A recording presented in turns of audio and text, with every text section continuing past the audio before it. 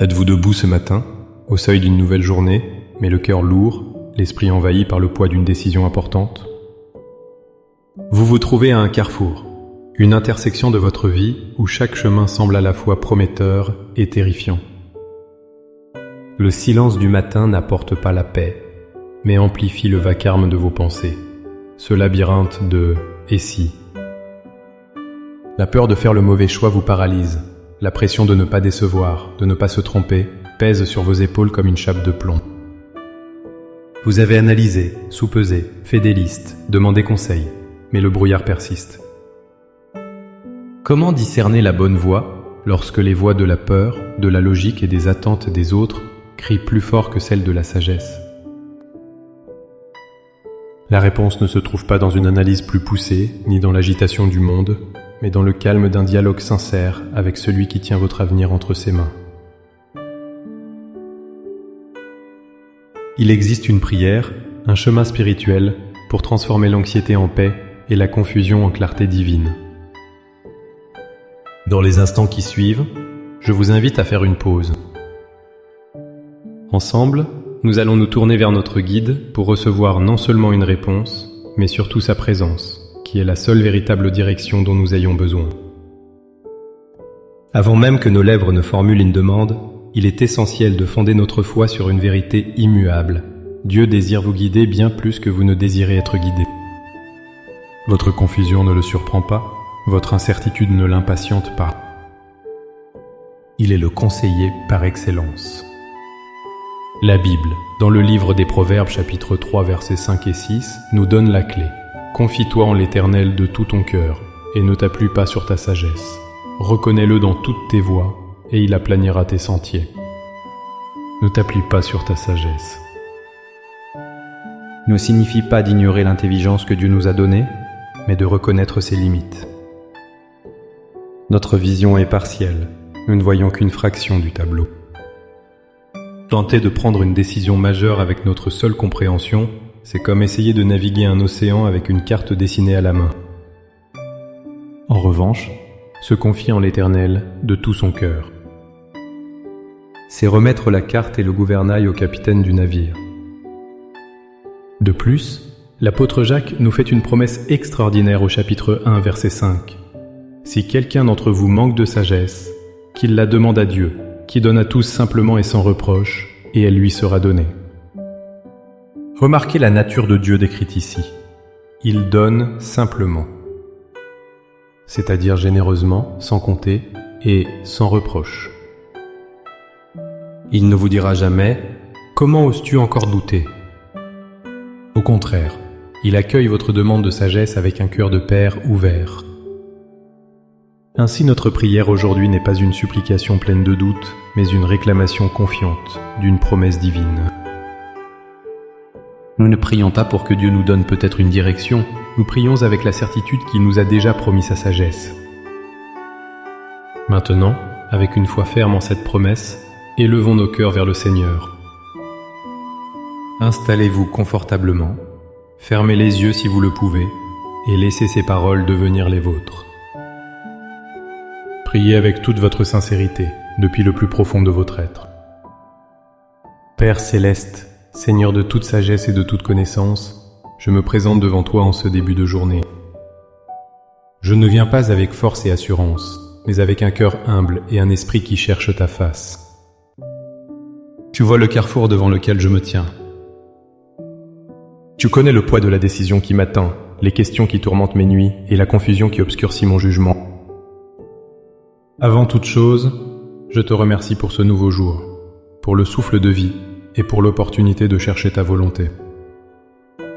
Seigneur, je choisis maintenant de déposer à tes pieds tout le fardeau que je porte. Je dépose la peur paralysante de me tromper, cette anxiété qui me vole ma paix. Je renonce à la pression des attentes des autres, au désir de plaire aux hommes avant de te plaire à toi. Je te remets mon besoin de tout contrôler, mes analyses sans fin, mes listes de pour et de contre, qui n'ont fait qu'épaissir le brouillard. Je lâche prise sur ma propre intelligence, sur ma compréhension limitée de la situation. Je confesse que sans toi, je ne peux rien faire de bon. Je me vide de moi-même pour être rempli de toi. Père, c'est sur la base de ta parole que je prie maintenant. Tu as promis dans Jacques 1,5 que si je manque de sagesse, je peux te la demander et tu me la donneras généreusement. Alors, Seigneur, avec la foi d'un enfant, je te demande ta sagesse divine. Pas la sagesse du monde, qui est éphémère et trompeuse, mais la sagesse d'en haut, qui est pure, pacifique et pleine de miséricorde. Je proclame la vérité de Proverbes 3, 5 à 6 sur ma vie. Je me confie en toi de tout mon cœur. J'abandonne ma tendance à m'appuyer sur ma propre compréhension. Seigneur, je te reconnais dans cette décision. Je te donne la première et la dernière place. Je te demande d'aplanir mon sentier.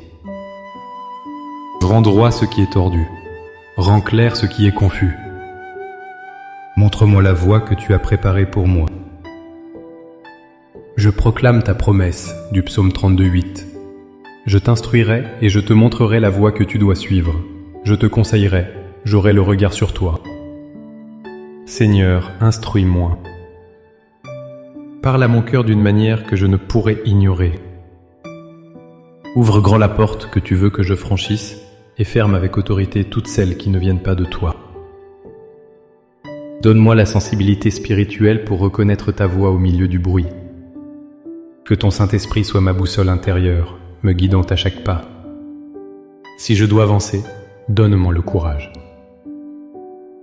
Si je dois attendre, donne-moi la patience. Si je dois parler, donne-moi les mots justes. Par la foi, je reçois maintenant ta paix, cette paix qui surpasse toute intelligence et qui gardera mon cœur et mes pensées en Jésus-Christ. Je ne suis plus seul. Face à ce choix, tu es avec moi, devant moi, derrière moi et en moi. Je te remercie d'avance, non pas parce que je vois déjà clairement tout le chemin, mais parce que je sais que le guide parfait tient ma main. Je choisis de marcher par la foi et non par la vue. Au nom puissant et glorieux de Jésus, mon Sauveur et mon Seigneur. Amen. Le voyage de la décision ne se termine pas avec cet Amen. Il commence.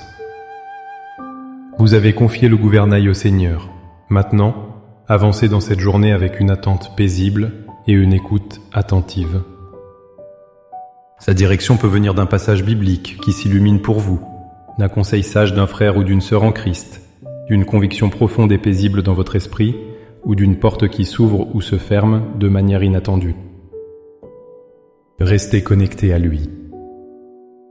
Si cette prière a fortifié votre cœur et apaisé votre esprit, n'hésitez pas à aimer cette vidéo, à la partager avec quelqu'un qui pourrait également être à la croisée des chemins, et à vous abonner pour continuer à grandir ensemble dans la foi et la confiance en Dieu. Pour sceller cet engagement de foi et déclarer votre confiance dans la direction divine, écrivez dans les commentaires « Seigneur, je choisis ta voie ». Chaque commentaire est une affirmation de votre décision de lui faire confiance. Que la paix de Dieu qui surpasse tout ce que l'on peut comprendre garde votre cœur et vos pensées en Jésus-Christ. Soyez bénis et guidés. À bientôt.